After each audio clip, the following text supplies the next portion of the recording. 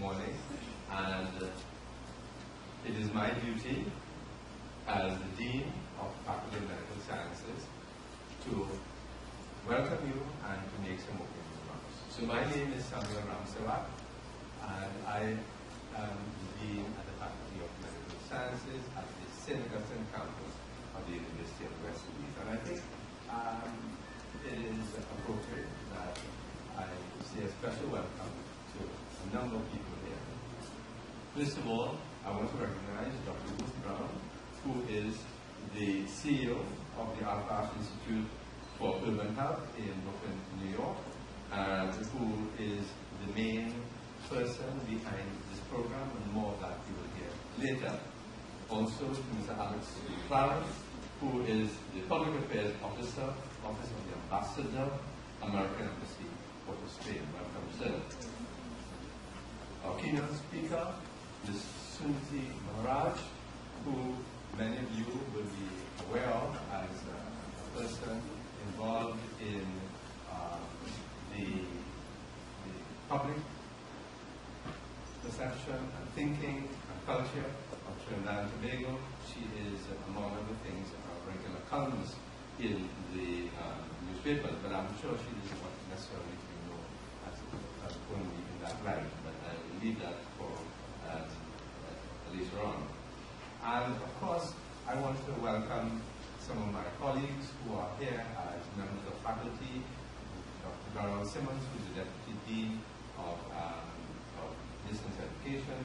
I saw Mrs. Greenwich, who is our librarian, Mrs. Andrews, Denise Richardson, who is from the School of Nursing, and our coordinator of the program, Mr. Naim Ali and Mr. Michelle Mahadev. And I think many of you have met them already. Would you like to come up here so they can see you? Everybody needs to know who's involved. Hi, good morning, everybody. So, of course, I must not forget to say a very special welcome to all our visitors.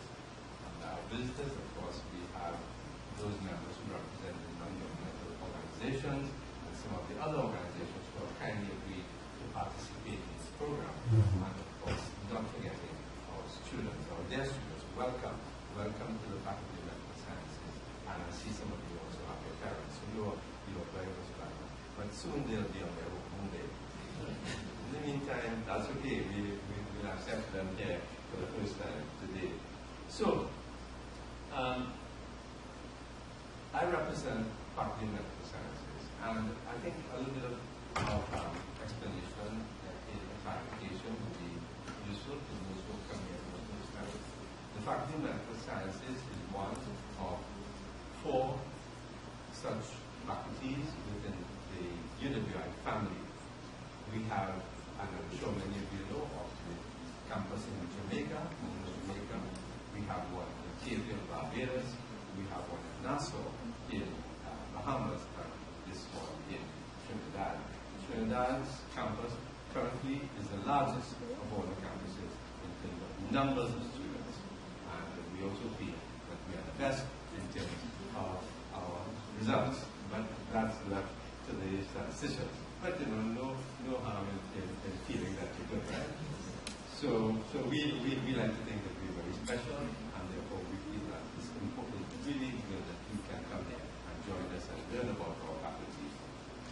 The faculty is called medical sciences as opposed to medicine, and the reason is that we have a number of the health sciences that we conduct here in terms of teaching and research, because these are our main areas of expertise. We have a School of Medicine, which of course all of you know. We have a School of Veterinary Medicine, a School of Dentistry, a School of Pharmacy, a School of Advanced Nursing, and we also have a program in optometry.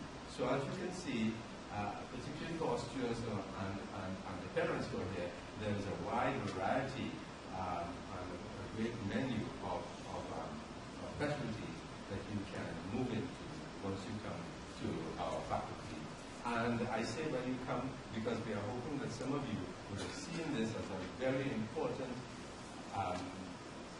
predictor of where you're going, because you've seen here what an experience that puts you into the health of your community, into the health of the persons that you interact with, and that you feel that this gives you something to want to do. We contribute, as our mission statement says, to the education in health in the Caribbean, for the Caribbean peoples, to benefit them both in terms of our quality of teaching and our quality of research. We also feel that people who come through our doors have to display the values that are important in their careers, that make them very proud of where they are, and to make their parents and their community proud of what they've done. And that is the values of ethical conduct, of respect, of courage, of looking after your fellow man. And that is what we are trying to imbue in our students as they come through these doors. The program is one that was started from, again, another bit of historical perspective. This program is a program that was started through a collaboration between the Ashe Institute, through Dr. Ruth Brown and myself.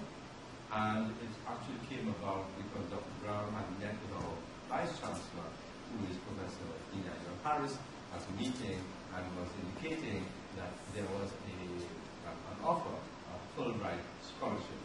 And Fulbright is a major organization in the United States that promotes important ideas, important development, important research, and if you are a Fulbright scholar, you are considered to be a very, very special person in education indeed. So I think Dr. Ruth Brown that we consider a very special person from that point of view. She is a Fulbright scholar.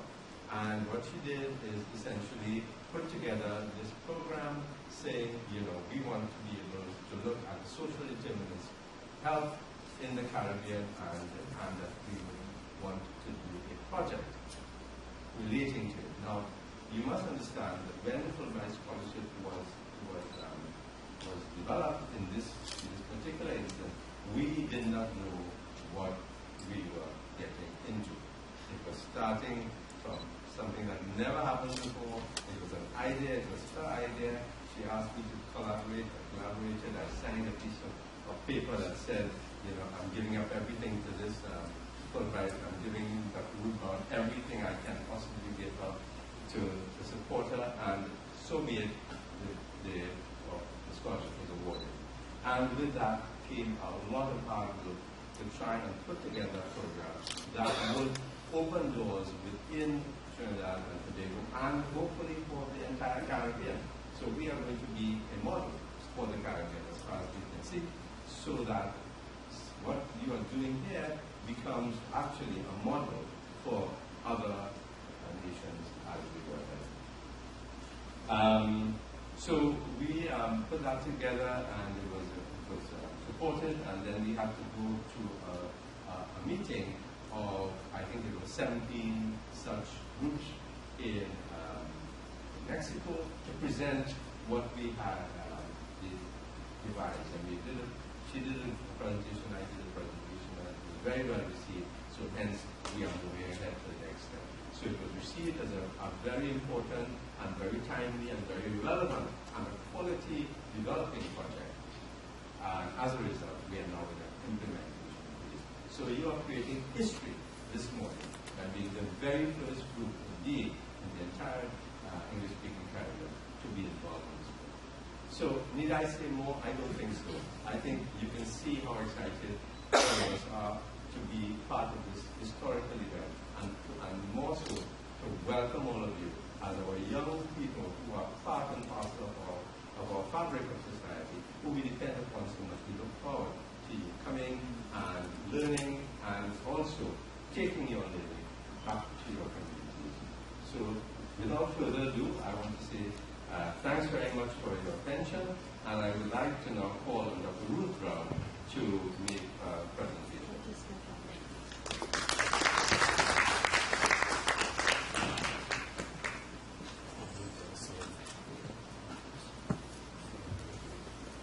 Good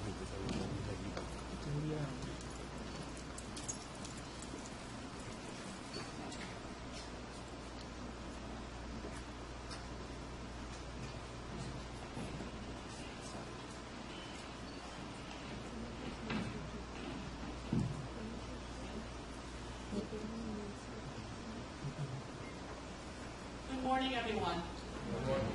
Thank you for being here, and for those of you who traveled such far distances, a double thank you for getting here and getting here on time. And thank you to my very favorite dean for hosting me and signing away his life, really, when he signed that paper that said he would host a Fulbright Scholar. So it's been a wonderful opportunity for me to come the first time to Trinidad. I came as a Fulbright Scholar, and I have to say that the doors were opened for me everywhere that I went. It has been a wonderful experience. I want to thank you for that wonderful welcome that I received from so many people here across Trinidad and Tobago and across the NGO community, government in Trinidad and Tobago. So today, we launched the Social Determinants of Health Internship Program for Caribbean high school students. And as Professor Ramswak said, this is the first cohort of students to participate in this program. This is a community academic partnership.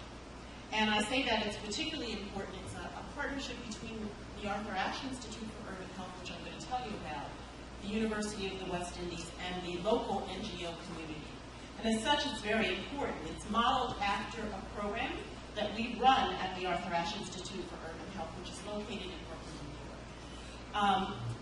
There, we're a leadership partner in what is called the Brooklyn Health Disparity Center. And that center is a combination of leaders from our academic partner in Brooklyn, which is the State University of New York, the Health Sciences Center at Brooklyn, Downstate Medical Center, which very much like this Faculty of Medicine here at UWI has 5 health professional schools. And it's also a partnership with government in that we partner with the Office of the Brooklyn Borough President. So for 2 summers, 100 students in Brooklyn have gone through the same thing that these 20 students from Trinidad and Tobago will go through this summer. And this year, we're very pleased to say that the National Institutes of Health, which supports the program, has renewed the support for the program in Brooklyn for the next 5 years. And so we are looking to generate that kind of support to sustain what we're doing here in Trinidad and Tobago for you all as well. The Institute is a legacy promoting organization that was started by the legendary tennis celebrity and humanitarian Arthur Ashe. If you're under the age of 30, you may not know who Arthur Ashe was, but Arthur Ashe really used his celebrity to be a voice for issues related to human rights, social justice, all over the world. He died just 3 months before starting the Arthur Ashe Institute in 1993. And the Institute is now almost 20 years old, which is very hard to believe. Arthur died of AIDS, complications from AIDS, back in 1993, and I don't think anyone expected him to die when he did. But many people rallied rallied behind what was an idea on paper to bring us full-fledged, 19 and a half years later, to a fully fledged non-governmental organization that operates as a national organization that incubates model health and educational programs in Brooklyn, tests their effectiveness, and replicates them in other parts of the country, and now in another country. So we're very pleased to be here. Arthur Ashe had a favorite t-shirt, and it said, "I am a citizen of the world." And in many ways, what we're doing today really represents that concept. It's how do we make young people citizens of the world? How do we get you active in your local communities, but also engaged in what's happening around the globe?